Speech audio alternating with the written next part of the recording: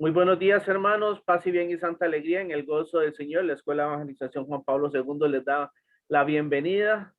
Seguimos perseverando, caminando en el encuentro con el Señor. Y bendito sea Dios porque hoy es un día maravilloso. Hoy nos regala un día espléndido, asoleado. Y ¿por qué no darle la gloria, el honor y la honra a nuestro Señor Jesucristo y a nuestra Madre María Santísima en su mes? Y también, pues, un abrazo a todas las madrecitas que están con nosotros compartiendo este curso y todas las madrecitas que a futuro nos van a ver en diferentes medios que tenemos o plataformas que tiene la Escuela de Evangelización. Así que continuamos el día de hoy con el dogma de María y dejamos a nuestro querido y amado hermano Eddie para que nos siga guiando y dando de su sapiencia, que el Señor y el Espíritu Santo se posen en él para que pueda abrir nuestra mente, nuestro corazón y un anhelo insondable para llevar la buena noticia al hermano que la necesita. Buenos días, hermanos. Que el Señor los bendiga a todos, los proteja, esperando y confiando en Dios que todos estén bien y felicitando de mi parte, de manera personal, a todas las mamás. Que mañana la pasen bien, que de hoy sean bendecidas con sus hijos, la pasen bien. Y aquellas mamitas, pues que Dios primero estén gozando del descanso eterno, pues también están en las mejores manos, en las manos del Señor. Bien, hermanos, hoy vamos a continuar con nuestros temas del curso de María. No se preocupen que la presentación dice tema 3, pero recuerden que para nosotros es el tema 2 porque estas presentaciones son las del curso de Mariología, el curso grande, el curso que tiene como casi 19, 14, 16 presentaciones. Imagínense ustedes. Entonces es algo que ahí ya lo tenemos, digamos, establecido. Bien. Hoy vamos a hablar de un tema precioso. Hoy vamos a hablar del dogma de la virginidad de María, virginidad perpetua de María. Hermanos, y hay cosas que nosotros debemos de tenerlas y ubicarlas desde el contexto que se tiene que ver. No solamente podemos decir María es virgen, virgen porque es virgen y punto. Sí, pero entendamos los contextos también culturales, entendamos los contextos judíos, en el ambiente que se desarrolló esta historia, porque si nosotros no sacamos el verdadero contexto de su lugar, entonces nos estaríamos haciendo una idea equivocada de lo que verdaderamente es. Comienzo diciéndole lo siguiente, un comentario de San Juan Pablo II que nos deja claro lo siguiente, y es normal este comentario. Dentro del ambiente judío, dentro del pueblo de Israel, dentro de la cultura en la que está envuelta Israel y la cultura a nivel general, el tema de la virginidad no es un tema prioritario, ni es un tema indispensable. El tema de la virginidad es un tema, digamos, pero muy reservado. ¿Por qué razón, hermanos? Porque para esa cultura, la fecundidad, la reproducción es parte de su cultura. O sea, son personas que estaban acostumbradas a tener una gran cantidad de hijos por razones culturales, por razones sociopolíticas, por razones antropológicas, por razones económicas incluso, porque la edad promedio de esas personas era morir, digamos, 40, 45, 50 años. ¿Ah? Una persona de 30 y algo de años es una persona anciana para esa cultura en ese tiempo, no en este tiempo es diferente. San Juan Pablo II dice, las palabras e intenciones de María les parecen inverosímiles teniendo presente que en el ambiente judío la virginidad no se consideraba un valor real ni ideal. El valor real e ideal de una mujer de ese contexto y esa cultura era casarse y tener hijos. Tener un buen esposo y tener hijos. Eso era. A eso estaban llamadas a casarse y a tener hijos. Y varios episodios de, digamos, de la Sagrada Escritura lo reafirman, ¿verdad? Entonces, por ejemplo, tenemos en el libro de Jueces, se refiere, por ejemplo, a la hija de Jefté, donde teniendo que afrontar la muerte, siendo aún joven, llora su virginidad, es decir, se lamenta no haber podido casarse. Entonces, dentro de esta cultura judía, la aspiración era poder tener hijos, poder casarse. Entonces, ¿esto por qué? Porque ellos se manejaban según, en virtud de lo que nosotros llamamos, o lo que Dios nos pidió, de ser fecundos y multiplicarnos. Entonces, la gente era fecunda y no tenían ningún problema en multiplicarse. Vamos a la siguiente. Entonces, siendo esto línea de pensamiento lo que mayor predominó en esa región, una persona con la práctica de la virginidad, pues digámoslo así, era un caso especial. Era un caso bastante especial, porque no todas las mujeres estaban pensando en ser vírgenes. No, no, no. No era algo común, era todo lo contrario. La idea era reproducirse. Entonces, para comprender mejor el contexto en que madura la decisión de María, es preciso tener presente, dice San Juan Pablo II, en el tiempo que precede inmediatamente el inicio de la era cristiana. En algunos ambientes judíos, como en el grupo de los esenios, se comenzó a practicar la abstinencia, la castidad, la virginidad. Entonces, este grupo de esenios,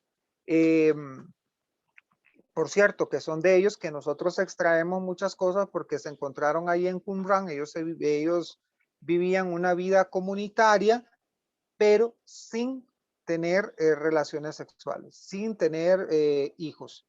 Entonces ellos vivían, digámoslo así, como hermanos, todos ahí, pero no había en común relaciones sexuales, ni había fecundidad, no había nada. Simplemente eran personas que habían decidido tener una vida de castidad, habían decidido mantenerse castos, mantenerse virgen.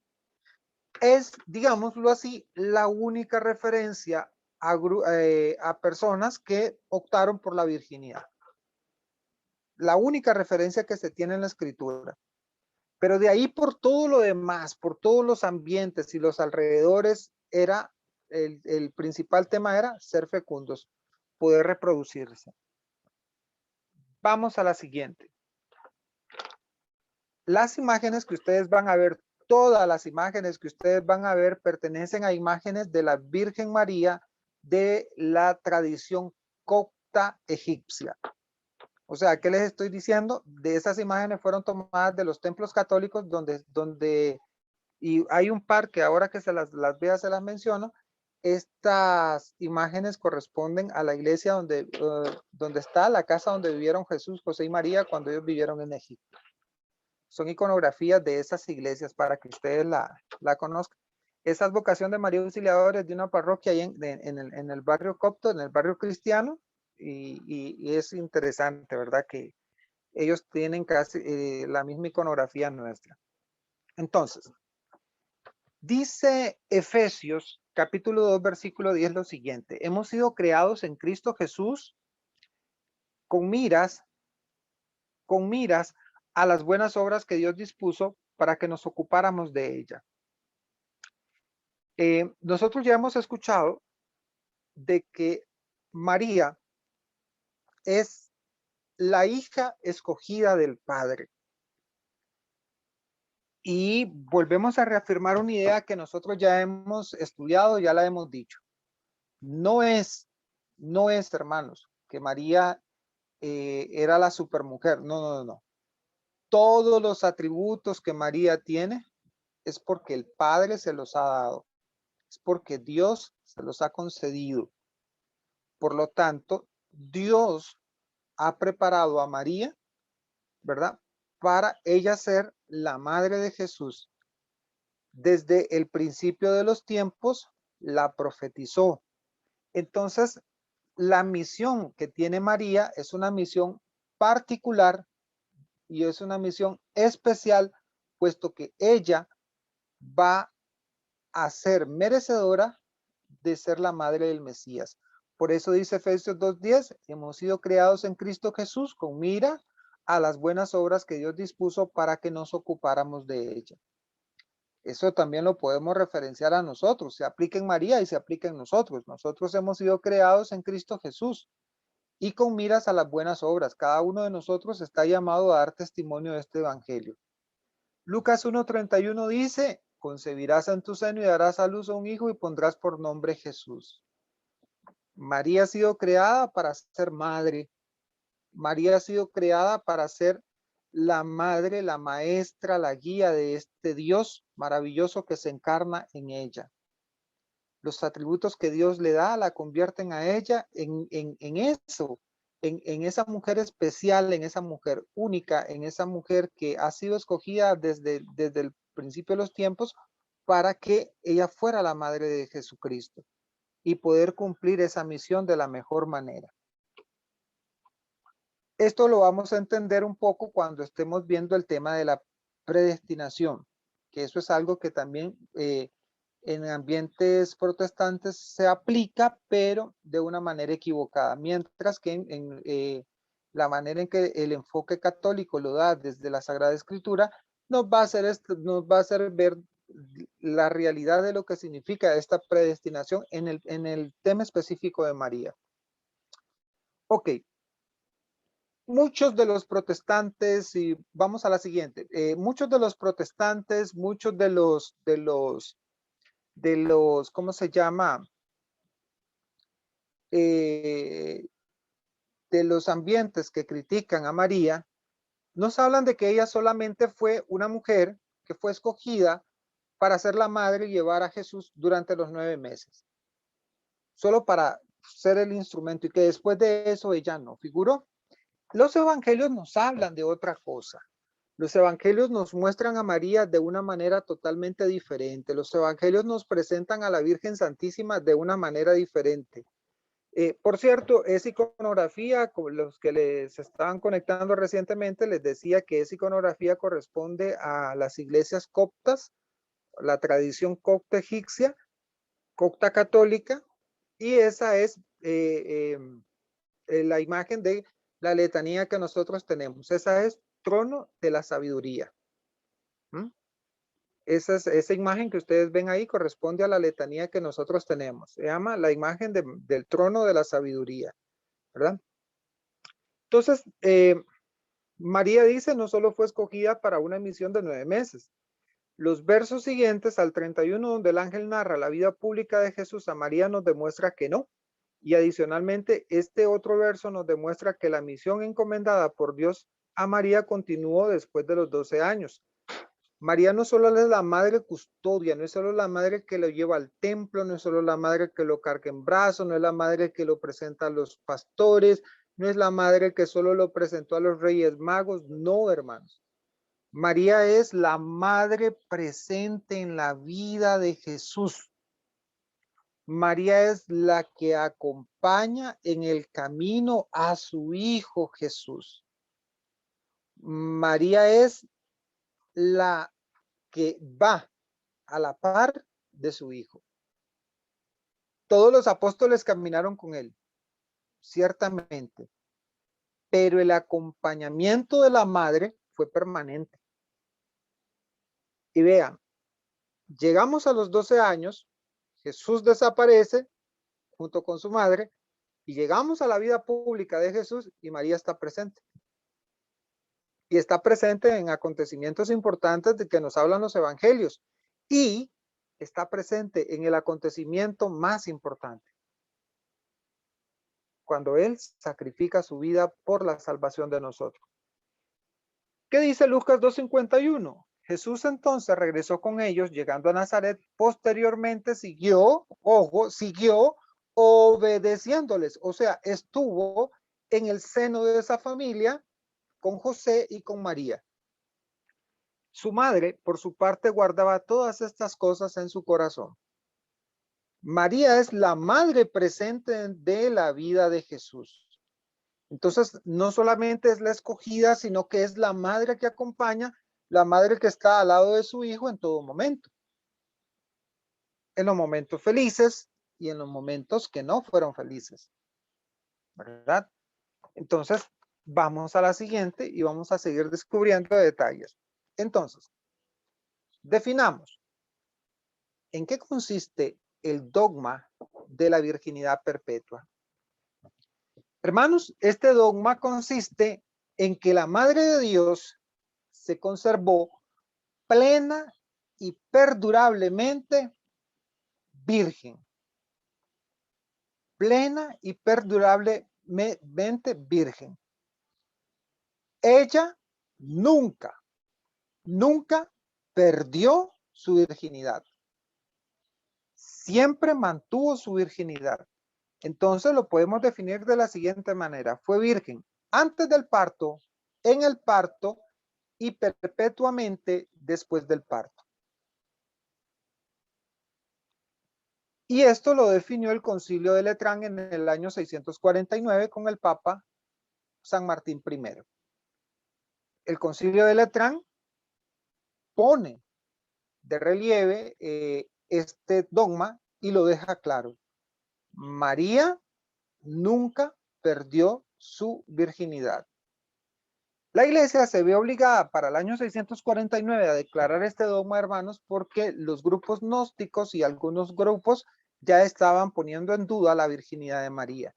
De hecho, para el año 378 al 390, San Jerónimo se tuvo una discusión con otro sacerdote por el tema de la virginidad de María. Y San Jerónimo escribe todo un tratado, toda una carta en la cual le aclara a esta persona que María es y mantuvo siempre su virginidad. Vamos a ver. Vamos a hacer un ejercicio, vamos a la siguiente, de analogía o tipología. Vamos a hacer un poquito de teología ahorita, pero digámoslo así, a nivel de comparación. Vamos a la siguiente. María, la nueva Eva y Eva.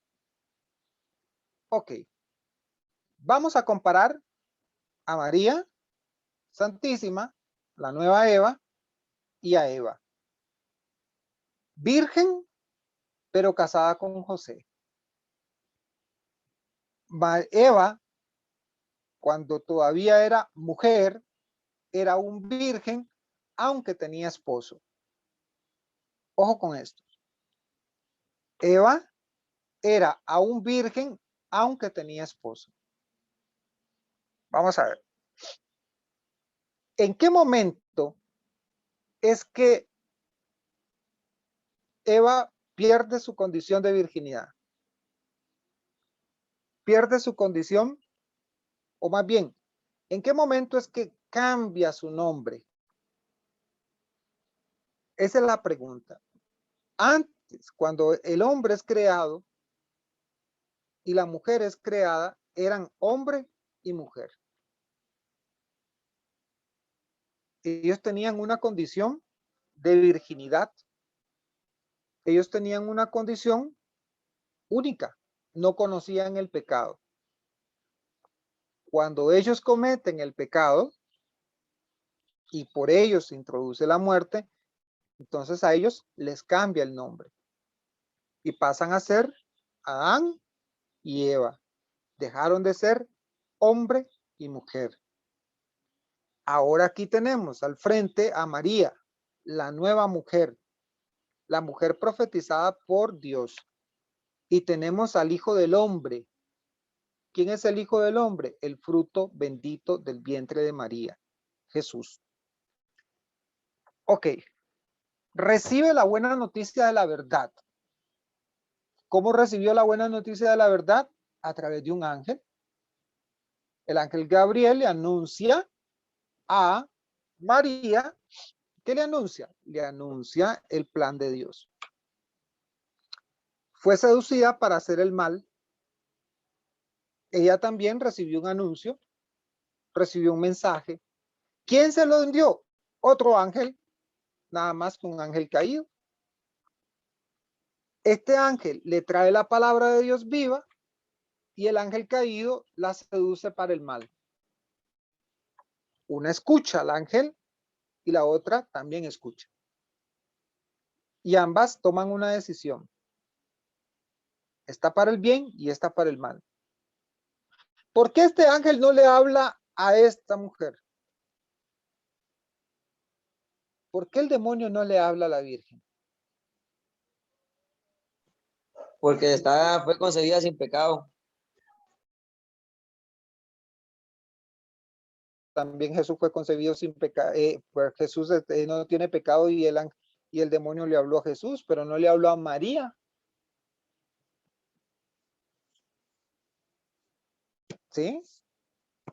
¿A quién tentó la serpiente? ¿A quién tentó el demonio? ¿No tentó a Jesús en el desierto? Correcto. Ah, muy bien. ¿Y por qué entonces no le habló a... porque está protegida por Dios?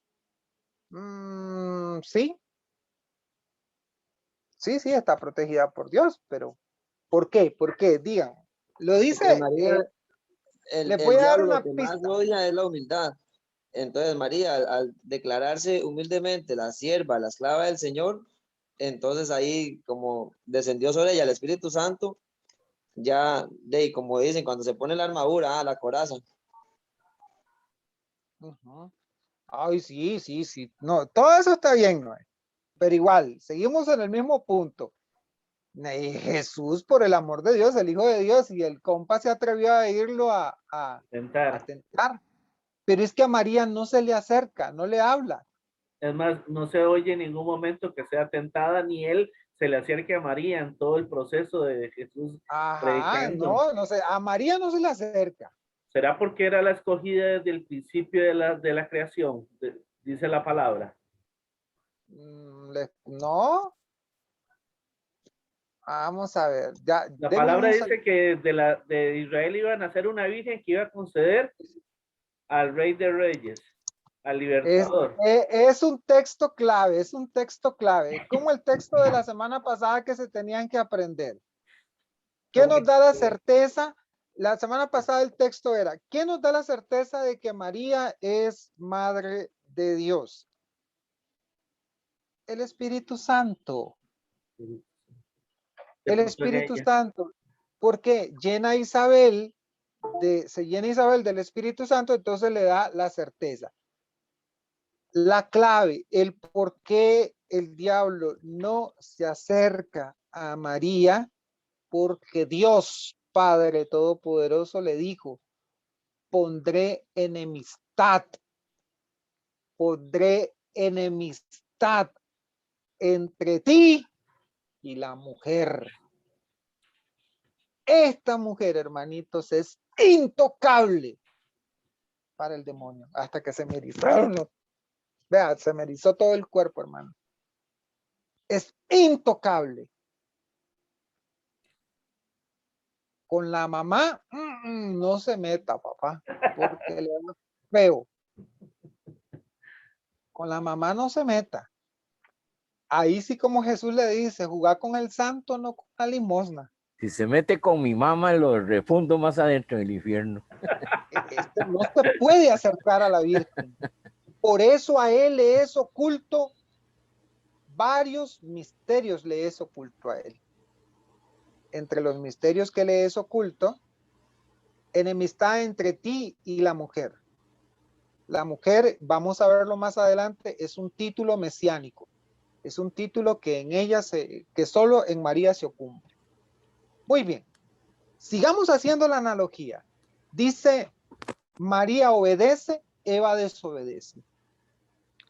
María es causis salutis o causa de salvación para ella y la raza humana. Claro, hermanos. Proclama mi alma la grandeza del Señor y mi espíritu se alegra en Dios mi Salvador. Hermanos, cuando nosotros leemos el Magnificat, nosotros debemos de entender de que ella es causa de salvación para la raza humana al decir sí y para ella misma. para ella misma. ¿Por qué? Porque ella es la escogida, la preparada para ser la madre. Eva desobedece, causa de muerte para ella y la raza humana. Si por una mujer entró el pecado, por una mujer también nos vendrá la salvación. Perdón, por el hombre. Entonces, hermanos, libera al hombre de la atadura. Claro, ustedes han visto la advocación del Papa Francisco, de la Virgen de los 7 nudos. ¿Mm? Se las recomiendo. La de Satanudos que llaman, no, Exacto, de Satanudos. de Satanudos. Se las Ajá, recomiendo. sí. Porque las 7 broncas que se nos vinieron por Eva, María las desenreda todas. ¿Ah? Los 7 pecados capitales en María son derrotados. Cuando Eva dice sí y introduce la muerte al mundo, Eva nos trae los 7 pecados: orgullo, soberbia, gula.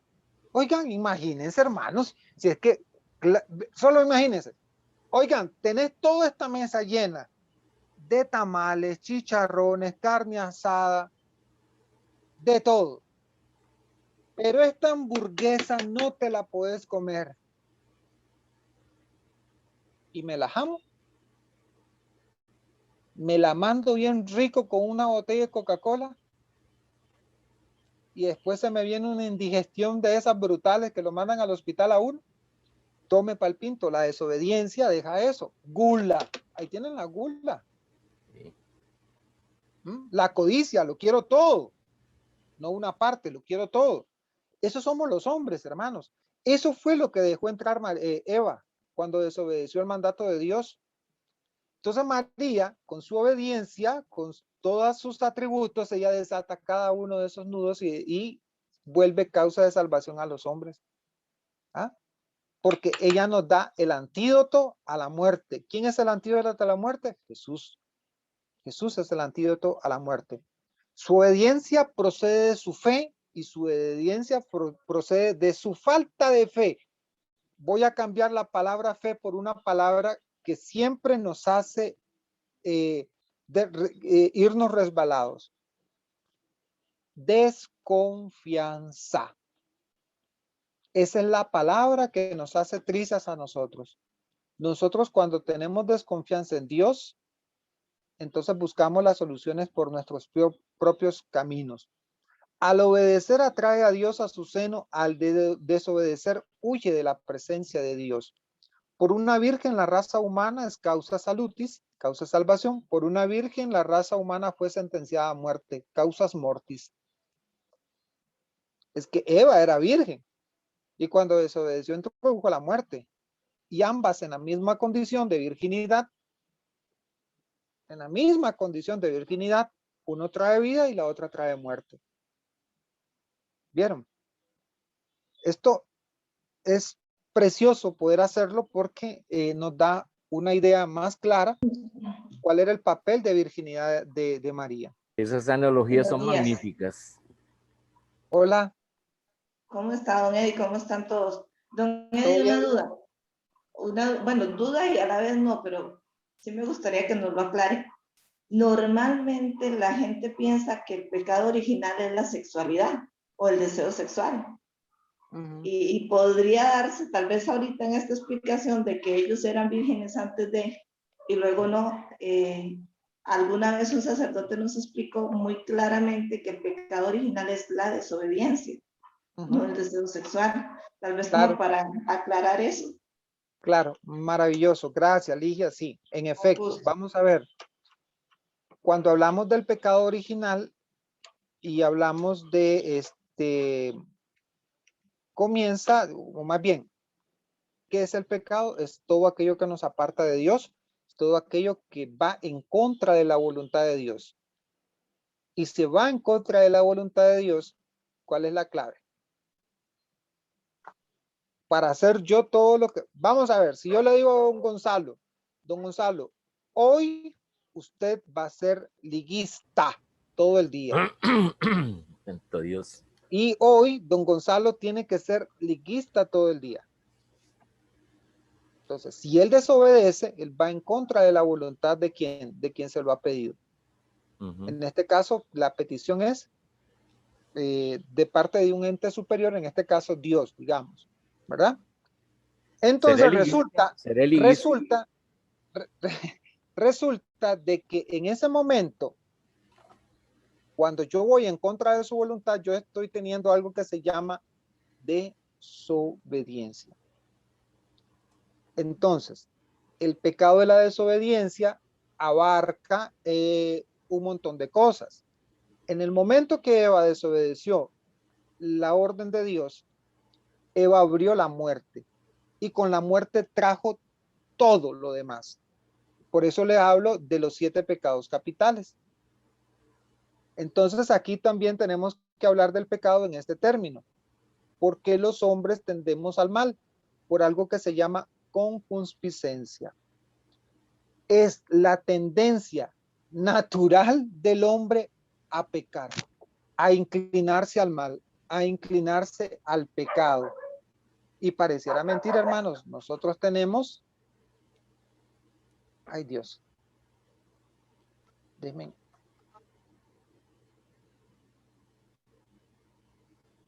Nosotros tendemos al pecado, tenemos esa tendencia, tendemos a pecar. Entonces, el pecado original es la marca que no tiene que dar nada que ver con la sexualidad, tiene que ver con, disculpe, con concupiscencia.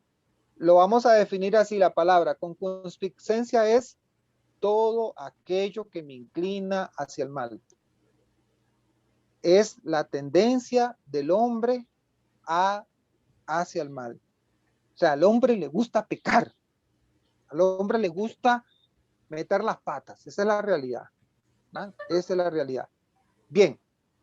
Entonces, el pecado original, vamos a definirlo de una manera sencilla, es todo aquello que hace o que hacemos los hombres en contra de la voluntad de Dios. Esa es la marca que traemos. Esa es la marca. Entonces, ¿por qué decimos eso? Porque esa marca nos borró la gracia. Y con la gracia perdimos 5 condiciones más. Y esas condiciones no van a volver. Solo una de ellas regresó, la gracia. Pero cuando vino la muerte, cuando pecamos, solo una de ellas regresó, que fue la gracia.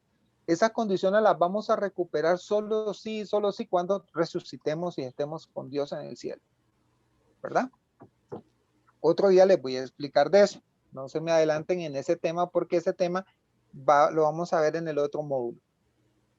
El protoevangelio de Santiago, que es un documento histórico, no es un documento oficial del canon de la Biblia, pero es un documento que nos cuenta un relato de la Virgen María. Este documento aparece por el año 120 después de Cristo, muy cerca del tiempo en que vivió María. Ya fallecido a la edad de unos 55, 57, no, perdón, a la edad de unos 65, 67 años, por ahí, ¿verdad? Más o menos. Calculamos, hágale número usted, más o menos Jesús murió a los 33 y Jesús nació entre los 15, 14, 15, 16 años de María, entonces hágale cálculo. María pudo haber tenido unos, ¿qué?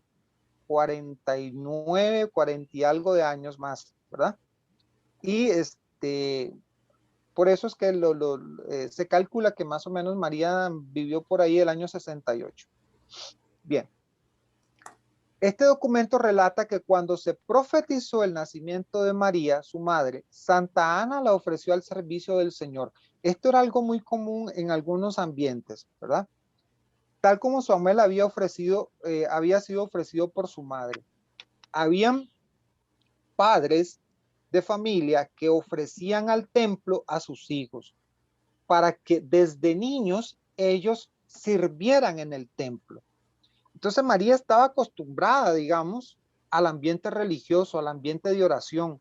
estaba en un ambiente, por así decirlo, en un ambiente de monjitas. Entonces, ellas participaban del templo.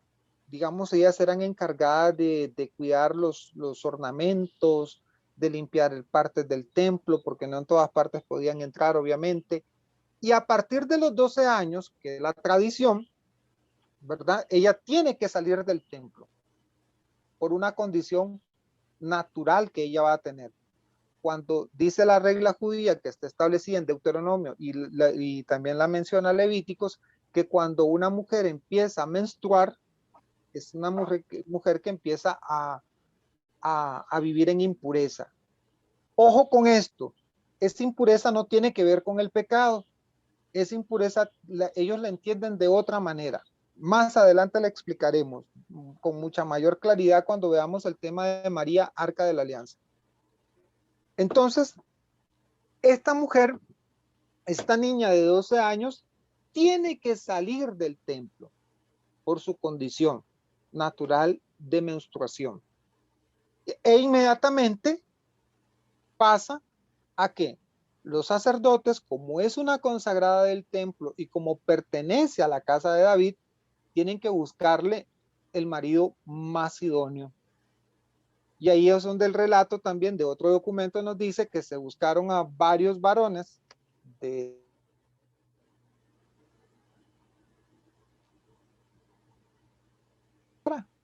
ahí es donde viene el lirio de San José. Y como mujer judía, y nosotros tenemos la referencia que, por ejemplo, en 1 Samuel 2:22, de personas que son consagradas al templo y estas personas, su consagración iba más allá, no solamente en el tiempo que ellas vivieron en el templo, sino después de su vida. Entonces, estas dicen que estaban al servicio del templo y no permitía ocuparse de hijos, por lo que lo requería una virginidad perfecta. Estas mujeres se podían casar, sí, claro, alguien las tiene que mantener, pero tenían que buscar al esposo adecuado para que ese voto de virginidad continuara factible. Entonces, la persona más adecuada, el escogido, fue nada más y nada menos que José. Bien, vamos adelante.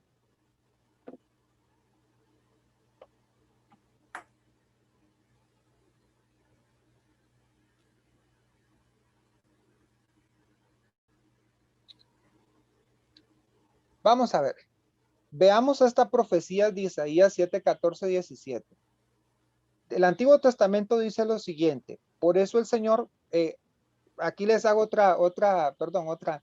Esa virgencita preciosa es la virgen es la reina de los ángeles.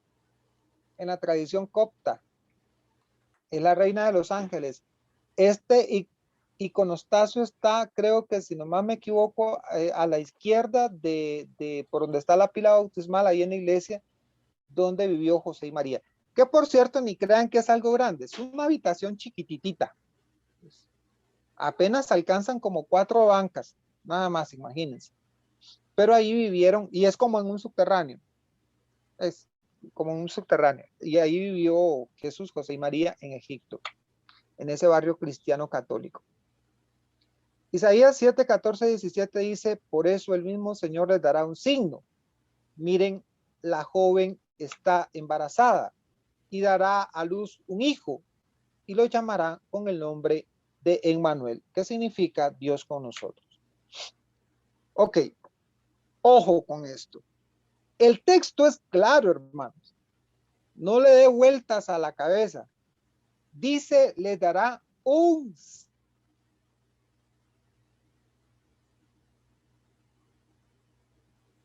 la maternidad de Jesús es un signo, es un milagro, es algo milagroso. Por eso dice, miren, la joven está embarazada y dará a luz un hijo y lo llamará con el nombre de Emmanuel. Voy con la siguiente. Lucas 1:27 dice lo siguiente. Al 6º mes fue enviado por Dios el ángel Gabriel a una ciudad de Galilea llamada Nazaret, a una virgen con un hombre llamado, desposada con un hombre llamado José. Con un hombre llamado José, de la casa de David. El nombre de la virgen era María. Interesante este texto. Desglosemos. Dice que una virgen desposada. ¿Cuál es la condición de María? La condición de María es que tiene un esposo, pero es virgen. Punto. No le busque, el texto está claro. Y el esposo se llama José, pero ella es virgen. De la casa de David. ¿No? El nombre, el evangelio es claro. El nombre de la virgen era María. María Virgen. Virgen María. No sé ni cómo acomodarlo, pero la idea del evangelista es clara. Esta mujer es virgen y se llama María. Esta mujer me está hablando y me refiere a mí, a Isaías 7:14. Lucas 1:34. María respondió al ángel. Oigan, en Lucas 1:27, el evangelista nos cuenta de que se le apareció un ángel a esta mujer y que esta mujer se llama María y que esta mujer era virgen, aunque tenía esposo. ¿Verdad? ¿Se acuerdan de el hombre y la mujer en Génesis 3:15? Ambos eran virgen. La mujer era esposo del hombre, pero eran vírgenes los dos. O sea, ambos se mantienen vírgenes. Las dos parejas están vírgenes hasta ahora. Dice ahora, María respondió al ángel, ¿cómo será esto puesto que no conozco varón? O sea, María obviamente hace una pregunta natural, una pregunta que todos nos pudiéramos hacer, ¿verdad? Porque ella presupone de que lo que va a acontecer en su vida es algo diferente, es algo que no es natural. Por eso es que Isaías 7:14 nos refiere a un signo, ¿verdad? Seguimos adelante, vamos a ver qué más nos encontramos. Hey, disculpe Sí. ahí disculpe que meta ahí la cuchara con este asunto, digámosle que también hay un texto, digámosle, en Mateo 1:18 que aclara mucho también lo que estás diciendo, que estando desposada María con José, sin que antes hubiesen estado juntos, se halló que había concebido en su seno por obra del Espíritu Santo. Entonces, da ahí un punto muy clave y claro en que José nunca tuvo relaciones con María ni Correcto, correcto, muy bien. Vamos a ver, ahora tenemos que, tomando las palabras de Noé, voy a hacerme una pregunta. ¿Por qué María tiene que ser virgen? ¿Por para qué? cumplir la profecía, ¿no? Para cumplir la profecía.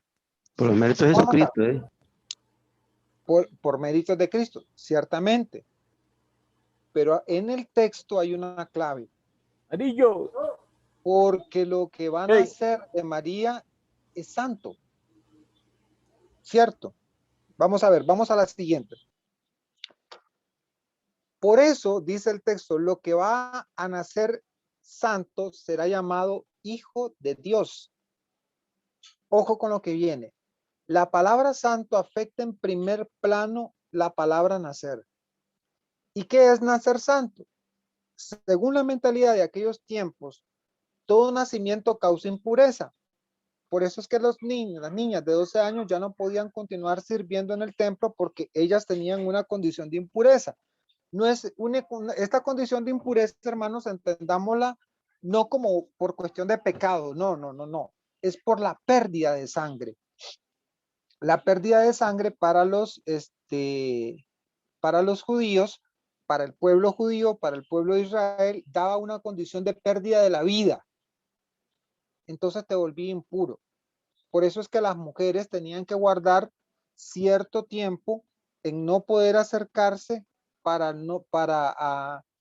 los lugares sagrados para no volverlos impuros a los lugares sagrados.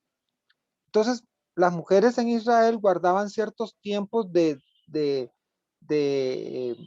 digámoslo así, como le pudiéramos decir en tiempo de pandemia ahorita, como quedaban como restringidas. No podían acercarse. Una cuarentena, Eddie. Gracias, como una cuarentena, ¿verdad? Por ejemplo, cuando un niño varón nacía, tenían que guardar 30 y algo de días de cuarentena. Cuando una niña nacía, tenían que guardar 60 y algo de días de cuarentena. Imagínense ustedes. Sí, sí. Y eso 60. todavía se usa, Eddie, lo de la cuarentena en la mujer. Sí, claro, todavía Se usa, sí. Sí, sí.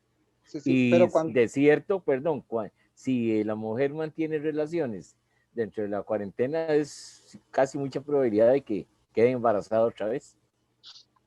sí, seguramente. Ujú. Entonces, lo dice el libro de Levíticos. El libro de Levíticos nos presenta el código o la ley de santidad. Y ahí en términos santo implica que, entre otras cosas, la ausencia de contaminación por sangre derramada durante la menstruación u ocasión del parto. Entonces, esto es muy interesante porque tenemos que saber a qué nos estamos refiriendo, ¿verdad? Pero en el caso del nacimiento de Jesús, es un signo milagroso. No es un signo cualquiera. Vamos a ver. Entonces, de acuerdo con la tradición veterotestamentaria, el nacimiento de Jesús sucedió sin la pérdida de sangre que causaba la impureza ritual en toda parturienta. El nacimiento de Jesús no tuvo derramamiento de sangre, ¿verdad? No hubo derramamiento de sangre, no se le rompió la fuente, no hubo ninguna pérdida de sangre. Vamos a ver. Mateo 1:23. Ojo lo que dice. Ved que la Virgen concebirá y dará a luz un hijo y le pondrán por nombre Emmanuel, que traducido significa Dios con nosotros. Es interesante que Mateo dice la Virgen y utiliza un artículo determinativo. La silla, la mesa, la casa, la iglesia, eso es un artículo determinativo. La persona, la condición de esa persona, ¿verdad? Determina que esa es la condición que tiene esa persona. ¿Y cómo se atribuye al mismo tiempo y al mismo sujeto los actos de concebir y dar a luz? Entonces puede entenderse de que María permanece virgen cuando concibe y cuando da a luz. ¿Ves? Vean qué interesante. Así lo explica la tradición patrística desde el siglo IV, o al menos curiosamente en algunas Biblias, entre ellas la versión de Reina Valera, dice, en Mateo 1:23 dice de la siguiente manera: ver que una virgen, ¿verdad? Cuando yo coloco una virgen, ya yo afecté todo el término. Porque entonces quiere decir que ya después ya no tiene esa condición de virginidad. Mientras que el artículo determinativo, la virgen concebirá y dará a luz un hijo, ojo, ahí está diciendo de que va a concebir y va a dar a luz a un hijo. Es virgen y permanecerá virgen, ¿verdad? Vamos a la siguiente. Claro que cuando dice una puede cambiarle totalmente la forma. Claro, por supuesto que ya el contenido del texto cambia. Claro, es otro. Vamos a ver. Vamos a ver alguna. Sí, Javier. Y entonces eso, yo tenía una Biblia, Dios habla hoy. Y yo Ajá. empecé a escudriñar ciertos términos. Y específicamente, eso que estamos hablando ahorita, ahí en la Biblia, Dios habla hoy, dice, una que era virgen, dice. Ese es peor. Entonces, de ahí Vean, Yo la tiré a la basura, bueno, la regalé. ¡Ay, ¿verdad? qué lástima! Me lo hubieras regalado para reciclarla. Más peor. Oigan, quien tenga una Biblia, Dios habla hoy, si quiere se la deja para estudio, pero no la deje para su lectura individual diaria. Para estudio, ¿por qué, Eddie? Porque para esos errores que precisamente Javier está Ya. diciendo, Ujú. ¿verdad? Porque Tienes razón. la Biblia, Dios habla hoy, no es católica. Bótela, no la regale. Démela para reciclar. Con mucho gusto yo se la reciclo. Tienes razón. No, hermanos, no se engañen. La Biblia, Dios habla hoy, es una pésima traducción. ¿Y qué trampas más sutiles son esas, Eddie? Cuando la persona no está formada, adquiere cualquier Biblia que se le presente porque no sabe. Yo les pido, por favor, les suplico a todos ustedes que hagan el esfuerzo de conseguir la Biblia Jerusalén, ya Sí. sea la traducción, de Latinoamérica, que es una que sacó la Conferencia Episcopal que sacó el CELAM, o la original, la de Claire de Browser, que es esta. Ya, si Dios quiere, la próxima semana ya voy a poder leer Biblia, porque aquí donde ustedes me ven, yo no leo esto. Yo uso esa Biblia también, pero no sé cuál de Entonces, las dos versiones es. búsquenla, porque la verdad es de que esta Biblia es lo mejor que ustedes pueden obtener, ¿verdad? Eddie, De Claire de Browser. Eddie, Ahí en la librería está. Eddie, pequeñas zancadillas muy bien disfrazadas. ¿Sí? Porque usted puede cambiar un adverbo para transfigurar toda una frase. Claro, Es correcto. claro, por supuesto. Vamos a ver. Vamos a ver las profecías que nos dicen. A mí me encantan estas profecías, sobre todo la de Ezequiel 44:2. Dice lo siguiente: y Yahvé me dijo, ojo, este pórtico permanecerá cerrado, no se le abrirá y nadie pasará por él. Por él ha pasado Yahvé, Dios de Israel, quedará pues cerrado. Hermanos, esta es una profecía clara de Ezequiel 44:2. Este pórtico permanecerá cerrado por una condición. Dios ha pasado por ahí. Dios ha pasado por ahí. Y lo dice claramente: Yahvé, Dios de Israel. Yahvé, Dios de Israel. Es el que ha pasado por ahí. No ha pasado nadie, solo Dios.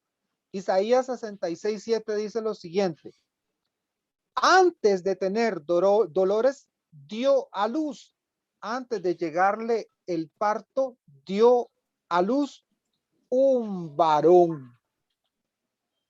Hermanos, 2 más 2 son 4. Antes de tener dolores, dio a luz. Antes de llegarle el parto, dio a luz un varón. Cantar de los Cantares, capítulo 4, versículo 12. Me encanta este texto. Eres huerto cerrado, hermana mía, novia mía, huerto cerrado, fuente sellada. Es el esposo que le está diciendo a la esposa: eres un huerto cerrado, hermana mía, novia mía, eres fuente sellada. Ahí no entra nadie. Éxodo 3:2. Sí, ¿no? Disculpen que le meta, disculpe, ya está la última vez que le interrumpo ahí. Este versículo muy importante de Ezequiel. Yo uso la Biblia de Torres Amat, de Félix Torres Amat. Por favor, léemelo, Entonces, por favor. Por favor, léeme el entonces texto. dice, y la explicación es la más importante, digámosle, el 44:2, ¿verdad? Ajá, dijo correcto. el Señor, esta puerta está cerrada, no se abrirá y no pasará nadie por ella. Entonces la explicación, el punto 333 dice, en esta puerta que se conservará cerrada, no por no haber entrado en ella, el Señor, vieron los santos padres una expresiva figura de la Virgen María, en el seno de la cual tomó carne humana el Verbo de Dios, quedando María siempre virgen, antes del parto, en el parto y después del Después de- parto. Y fue Ok, María Santísima como el trono de aquel que es llamado el Oriente. correcto. Gracias. Excelente, Noé. No, y Noé, algo importante, no es interrupción, es contribuir. Así que no se preocupen a la hora que necesiten dar un aporte o preguntar. No, no, no, denle viaje. No hay ningún problema. Aquí estamos para que todos nos estemos formando. Noé, es maravilloso que me hayas hecho el comentario de esta manera porque ahí es donde iba. Este Ezequiel 44:2 es base también, hermanos, a la hora de la proclamación del dogma, ¿verdad? Es parte del estudio que se hace, donde se hace la referencia clara de que María es un huerto cerrado, una puerta cerrada, ahí no entra nadie. ¿Qué más? Los santos Explica. padres también escogieron esto. Éxodo 3:2. Vio que la raza estaba ardiendo, pero la zarza no se consumía. Si eso hizo Dios con una zarza, con más razón, Cristo, que es Dios con nosotros, Él no menoscabó la integridad de la madre, sino que la consagró. María es mujer consagrada. María es el ser más consagrado que existe en la tierra. La Por lo explicación tanto, que dio Noé, muy interesante, muy claro, claro, por bonita, muy supuesto. linda. Vámonos ahora a los padres de la iglesia. Perdón, Vámonos a perdón, Eddie, ¿cuál Biblia es? Torres Amat. No. La que tiene Noé es una versión que se llama Torres Amat. Torres Amada, así es, así se llama, Ajá. sí. Ok, Amat con T al final. ok. 3 Biblias voy a recomendar. La Jerusalén, que es la Browser de Claire, la Torres Amat y la Steinbrenner. Son Biblias católicas que, wow, se las traen. O la Biblia Cantera, ¿verdad? Que es la misma Torres Amat. Vamos a los padres de la iglesia. Orígenes. Para el año 248, Orígenes, este padre de la iglesia, es un comentario del Evangelio de San Mateo, defendiendo la virginidad perpetua de María. San Atanasio, del año 270, del año 360 después de Cristo, ¿qué dice Atanasio? Él tomó verdadera carne de la siempre Virgen María. Él tomó verdadera carne de la siempre Virgen María. Y esto lo sacamos, lo extraemos de un discurso que él dio contra los arrianos. Los arrianos estaban en ese momento en su apogeo. Los arrianos eran una secta, ¿verdad? Se habían convertido en un grupo sectario de herejes que habían surgido de la misma iglesia católica. Recordemos que Arriano es un obispo católico, ¿verdad? Epifanio de Salamís, año 374, en un texto que se llama El hombre bien anclado, dice lo siguiente, Cristo nació perfectamente de la Santa Siempre Virgen María por el Espíritu Santo. Vean ustedes qué tremendas estas palabras. Cristo nació perfectamente de la Santa Siempre Virgen María por el Espíritu Santo. Vamos a la siguiente.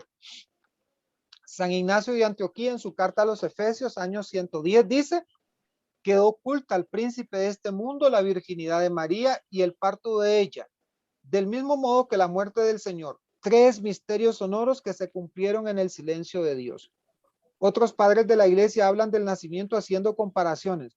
Fue del mismo modo como Cristo resucitó, entra y sale de la sala estando las puertas cerradas. O sea, hacen esa referencia a Juan 20:19. ¿Se acuerdan que los discípulos estaban reunidos todos y de repente se les apareció Jesús ahí en la habitación? Entonces, de la misma forma fue eso.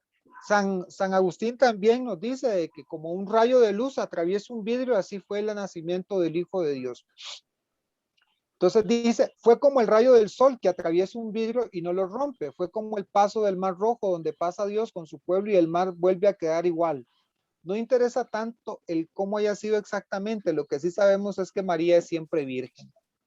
Imagínense ustedes qué interesante estas cosas que nos dicen ellos, ¿verdad?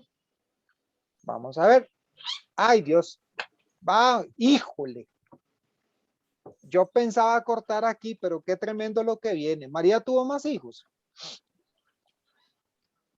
Ah, Sí, aquí estoy imagínense. yo. María tuvo más y bueno, aquí estoy yo también, ¿verdad? Marcos, capítulo 6:3, que es digamos, el texto que ellos agarran como banderita para decir María tuvo más hijos. Vamos a ver. Dice el texto lo siguiente, pero no es más que el carpintero, el hijo de María, no es más que el carpintero, el hijo de María.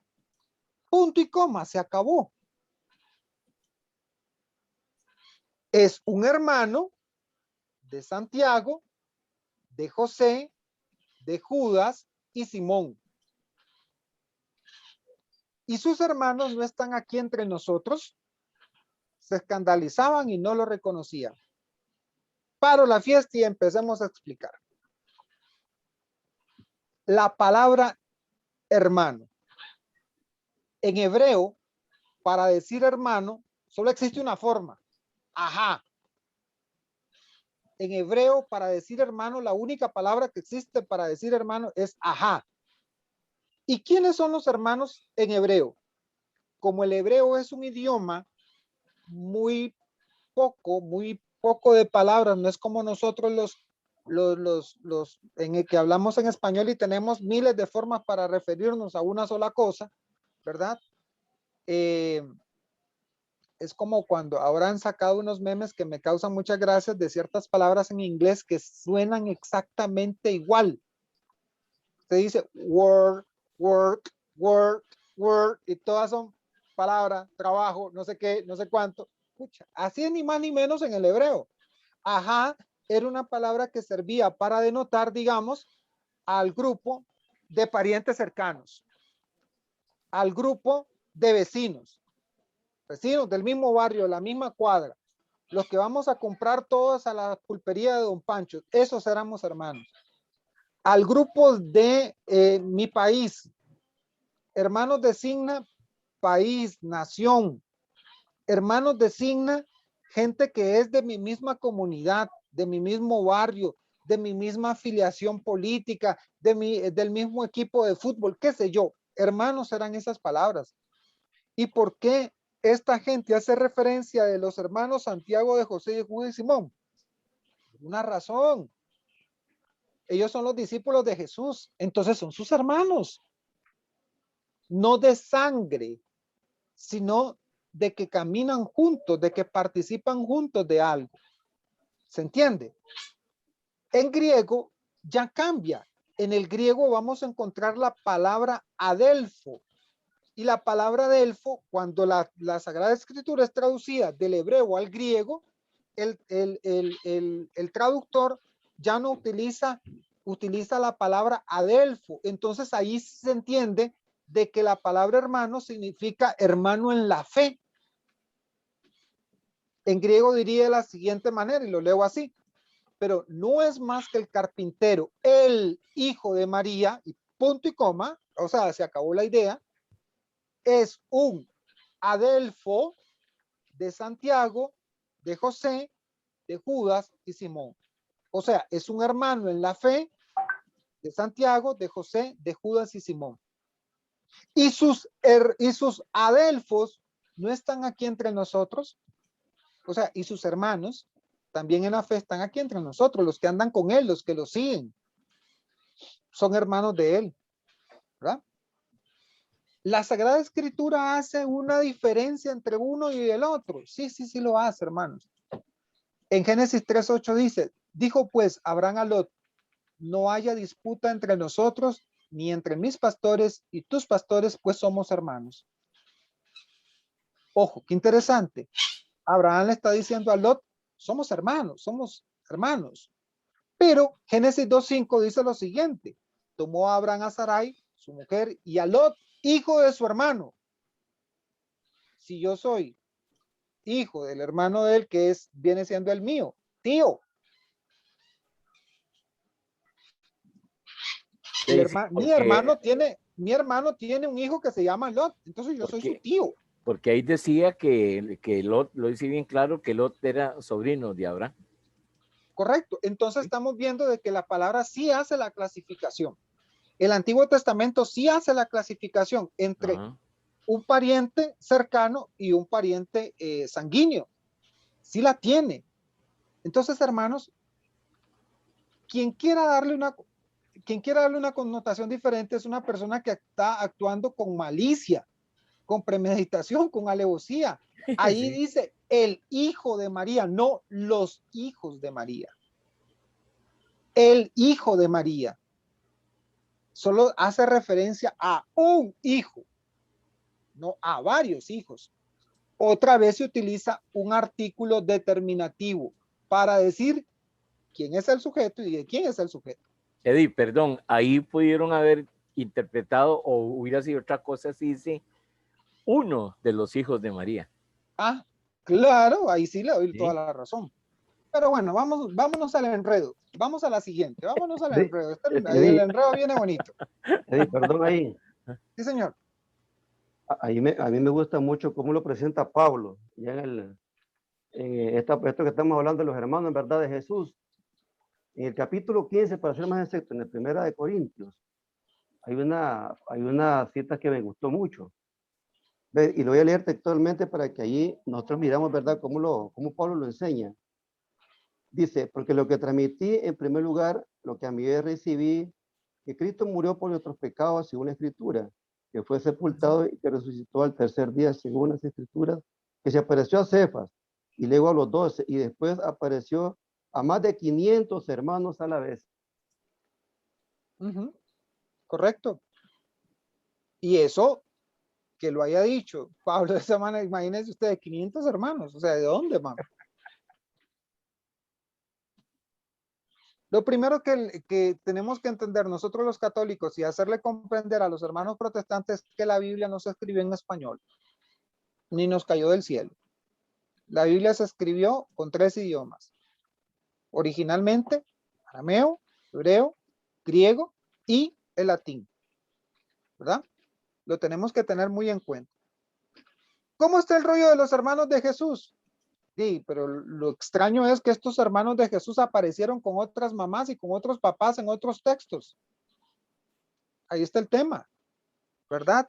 Salomé y Zebedeo, que son los tatas de Santiago, Juan y Jacobo, de Santiago, que en algunas Biblias va a aparecer como Santiago y en otras Biblias va a aparecer como Jacobo, por cuestión de traducción, ¿verdad? Las Marías, ahí tenemos varias Marías también. Resulta que tenemos a la María, que es de Alfeo, y Cleofás en griego, el esposa, ese es el esposo de ellos. Y este a su vez es padre de estos hombres, de Santiago, de Jacobo. Entonces, hermanos, nosotros vamos, ahí en ese recuadrito que a ustedes les va a quedar, ahí está claramente, si no, ahí les va a quedar eso se los van a mandar a ustedes. Recuerden que todo este material ustedes, gracias a Dios, lo van a recibir. Ahí vamos a verlo como José y la Virgen María, ¿verdad? Son los descendientes de Jesucristo. Pero en el cuadrito establece claramente Virgen María, Jesucristo, Juan. Esa es la descendencia de Jesús. Virgen María, Jesucristo, Juan. José aparece a la par de la Virgen María. Pero, digamos, Salomé y Zebedeo, ustedes ven en el cuadrito, en la parte... Ay, Dios. Harry, ayúdame. En la parte izquierda. En la parte izquierda de color rosado. De color rosado. Color rosado. Con el cursor tuyo, hacerle así como un círculo, porfa. Ah, voy a ver cómo le Salón, hago. ahí, más abajito. Ah, Ahí. No, ahí solamente con Ah. solo moverlo para que la gente lo vea nada Ok, más. ya. Ahí. Salomé y Zebedeo son los papás de Juan y Santiago. ¿Se dan cuenta? Salomé y Zebedeo son los padres de Juan y Santiago. Pero ahí vemos la descendencia de Jesús. De María directamente a Jesucristo y de Jesucristo heredada a Juan. Punto. No tiene más hermanos. No hay más hermanos. Eso les va a quedar para que ustedes lo estudien. Ahí están los textos donde aparece quién es hijo de quién, ¿verdad? Y cuál es la relación que tienen con Jesús. Ninguna, porque no son familia. Así de fácil. ¿Qué dice la Biblia? La Biblia dice que Jesús es el primogénito de María. Lucas 2:7, y dio a luz a su hijo primogénito, lo envolvió en pañales y lo acostó en un pesebre. Ah, tomen católicos, es que es el primogénito. O sea, dice que es el primero. Pero aquí viene Zacarías 12:10. Vean qué delicia lo que viene con Zacarías 12:10. Dispondré el ánimo de los descendientes de David. Sí. Sigo. Zacarías 12:10. Escuché a un... ¿Aló? Sí. No, siga. No. Zacarías 12:10 dice lo siguiente. Dispondré el ánimo de los descendientes de David y de los habitantes de Jerusalén para que vuelvan a mí con amor y confianza. Llorarán, profecía, hermanos, por aquel que ha sido traspasado, como se siente la muerte de un unigénito, y lo echarán de menos como se lamenta el fallecimiento del primogénito. La condición de Cristo es uno y primo, el único hijo y el primero. Tome pal pinto. Ahí les va. Pinto con natilla. Uno y primo, unigénito y primogénito. Esa es la condición de Jesús. Y vean que la profecía es clara. Llorarán por aquel que ha sido traspasado. ¿Quién fue traspasado en la cruz? El único y el primero. Cristo. Cristo, hermanos. Y vamos con la última. Hermanos, tenemos que decirlos. En estos tiempos, obviamente, la virginidad, la castidad como valores no son bien vistos. Y hablar de castidad, de virginidad en estos tiempos, casi que somos como bichos raros. No por una cuestión cultural como los israelitas del tiempo de Jesús, no, sino por una cuestión contraria, por una cuestión de pecado. ¿Qué es lo común hoy? El pecado de la lujuria, el pecado de la fornicación, el pecado del adulterio, el pecado del sexo desordenado, el pecado de la relatividad del amor, de la liquidez del amor. Y entonces, hermanos, cuando nosotros hablamos de María como virgen y madre, no nos suena. No suena lo actual. No suena a lo común. Hoy se desconfía de personas que son, que tienden a querer vivir en la castidad. Los ven como personas raras, ¿cierto? Quería como hablar de la pureza de María, Eddie. Claro, es como que hablemos de la pureza de María a una mujer y le choca. No, hombre, ¿cómo me vas a poner a mí de pura? Pura la Virgen, no yo, dicen. Cuando la Virgen es modelo para seguir, ¿verdad? Entonces nosotros empezamos a observar cómo el mundo a través de los TikTok, a través de los Instagram, a través de las redes sociales, a través de la música y del cine, lo cool es no ser virgen, es hacer, ¿verdad? Lo cool es no darse por completo a un servicio en la familia. Eso no es cool. Eso es todo lo contrario. Eso es aburrido. Entonces, por eso es que vemos nosotros ahora muchas personas teniendo múltiples parejas, pero lo que están haciendo es labrando un camino de perdición, ¿verdad? Y hay que decirlo con toda la claridad. Hermanos, María está al servicio de la encarnación, y esto es lo que nosotros debemos de comprender hoy. No hay herejías sobre María.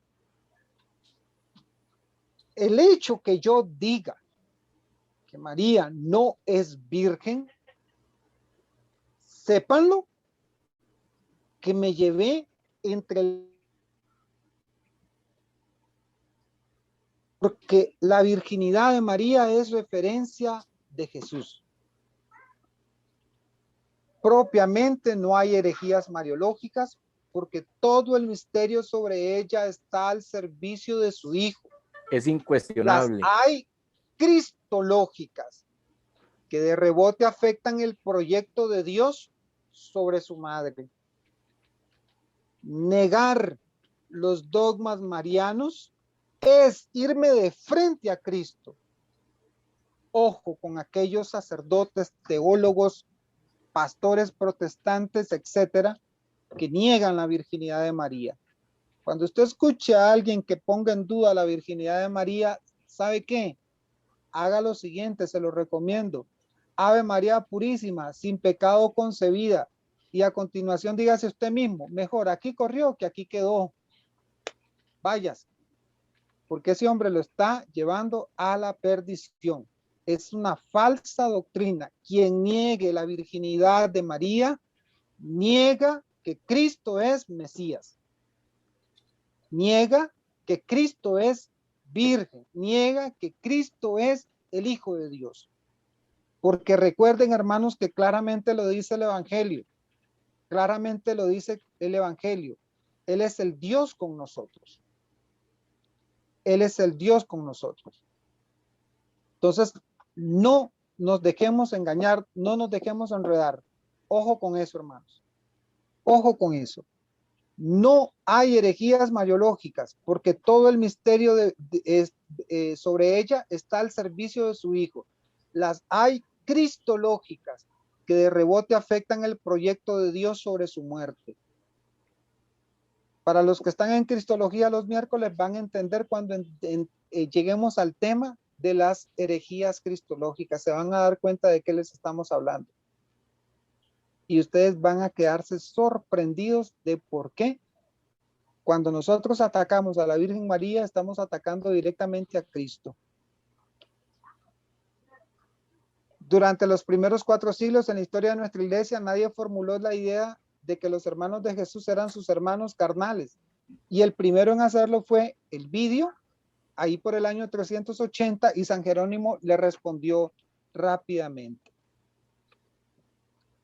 ¿Se dan cuenta? Muy bien. Preguntas, aportes, dudas. Un aporte que escuché una vez con Luis Toro es que llegó y me dice, vea, dice, algo sencillo, dice, para no darle mucha vuelta al asunto. Si usted hace una fiesta en su casa, invita a alguien a llegar, invita a su mejor amigo, le dice, vamos a hacer una fiesta en su casa, en mi casa, lo invito a venir, pero no traiga a su mamá.